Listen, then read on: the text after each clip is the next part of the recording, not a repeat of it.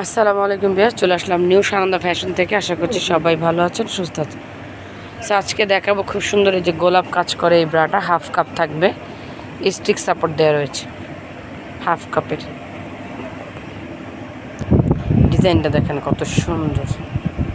লেনটা থাকবে চওড়া, হুকও থাকবে 4 হুকের।